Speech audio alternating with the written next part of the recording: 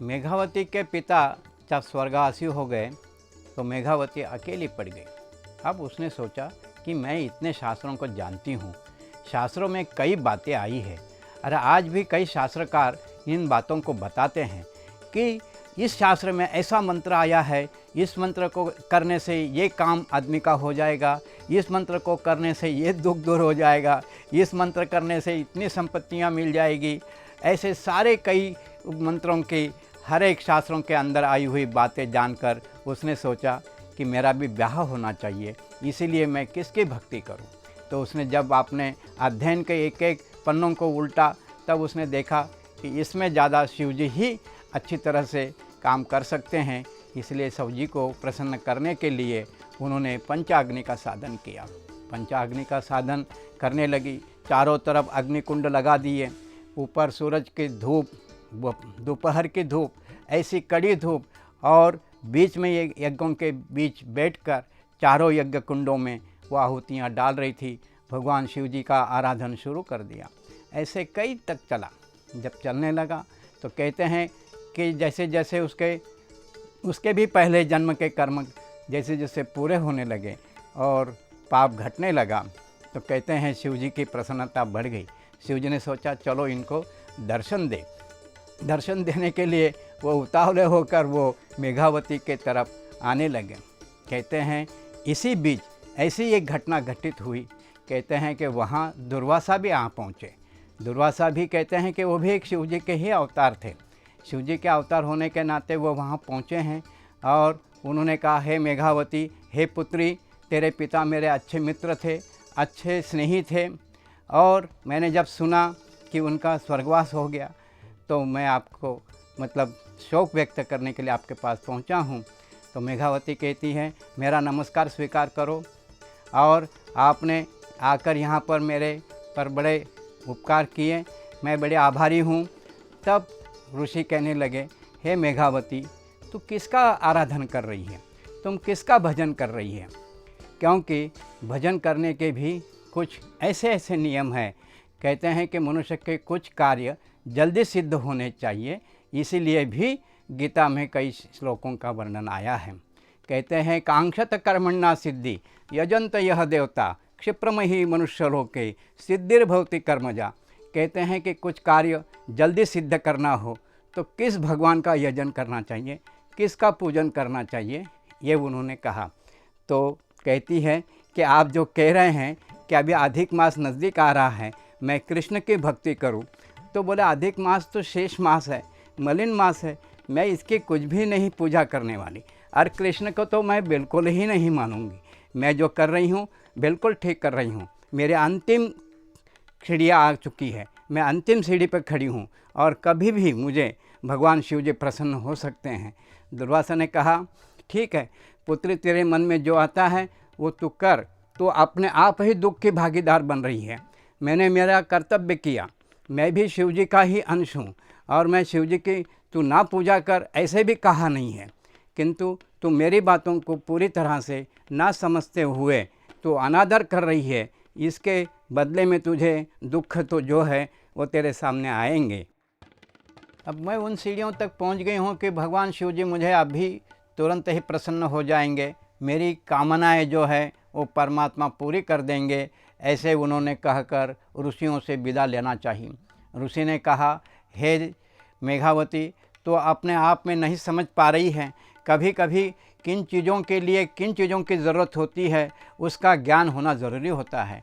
तू इतना वेदों को पढ़ा है, तूने शास्त्रों को ज़रूर पढ़ा है, क्यों पढ़ना एक अलग चीज़ है और उसको व्यवहार में लाना अलग चीज़ है। इसलिए आदमी को चौतरफा ज्ञान होना बहुत ज़रूरी हो जाता है। इसलिए संतों की, महात्माओं की, गुरु की ज़रूरत होती है, और तू ये नहीं चाहती कि कोई गुरु तुझे बताए और तुम उस पद पर चल सकूं, ऐसा तू नहीं सोचती है। ये कहकर वहाँ से वो अपनी विदाई देकर चले गए।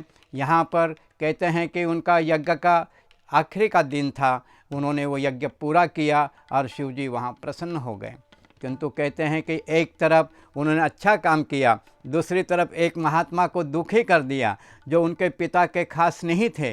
वो दुखी करने पर वो दुख इनके हिस्से में आ चुका। कहते हैं कि जब वो शिव जी के पास में पति के लिए मांग करने के लिए उठी, हाथ जोड़े, तब कहते हैं कि एक दृश्य ऐसा सामने से गुजरा जहाँ उनकी नज़र तिरछी वहाँ पड़ते ही उसने देखा कि एक गाय के पीछे 5 सांड लगे हुए हैं और गाय बेचारी आगे दौड़ रही हैं, सांड पीछे लगे हुए हैं।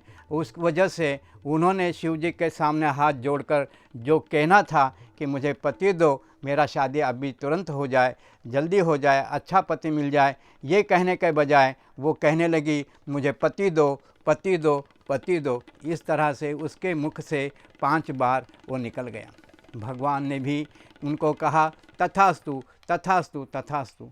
तो कहने का मतलब हमें इसमें कितनी बड़ी सीख मिलती है। दुख आदमी स्वयं अपने आप पर कैसे ले लेता है। दुख कोई बाहर से आने वाली चीज़ नहीं, सुख भी कोई बाहर से आने वाला चीज़ नहीं।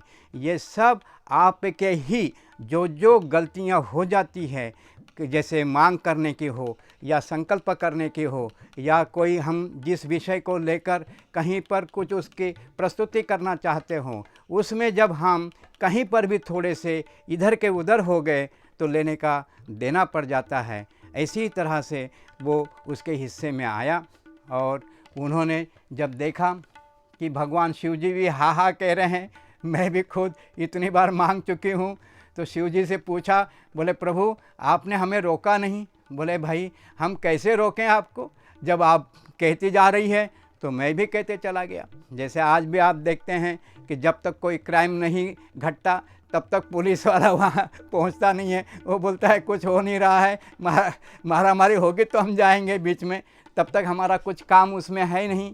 उसी तरह से जब भी कोई व्यक्ति कहता है अरे भाई जब तक ये मेरे पास नहीं आएगा तब तक मैं इसको कैसे आगे जाके होके मैं इसकी सहायता करूँगा, उसी तरह से परमात्मा ने भी कह दिया तूने ठीक से कहा नहीं और मैंने कोई उसमें ध्यान दिया नहीं, जो तूने मांगा वो मेरा देने का फ़र्ज है। और इस तरह से 5 पति का उन्होंने तथास्तु कह देने से वो मेघावती बहुत नाराज़ हुई और अपने आप को कोसने लगी। तब उन्होंने कहा प्रभु आप उशाप तो दे सकते हैं ना। बोले क्यों नहीं, उशाप मैं ज़रूर दे सकता हूँ। जाओ, तुम्हें जो 5 पति मिलेंगे अब तो तुम्हें एक भी पति मिलेगा नहीं, अब तो तुम्हें दुख तो भोगना ही भोगना है, इससे भी बढ़कर आगे तुम जो भोगोगी, क्योंकि तुमने मुझे और कृष्ण में फ़र्क रखा है। हम कोई परमात्मा एक से दूसरे कभी भी नहीं होते हैं।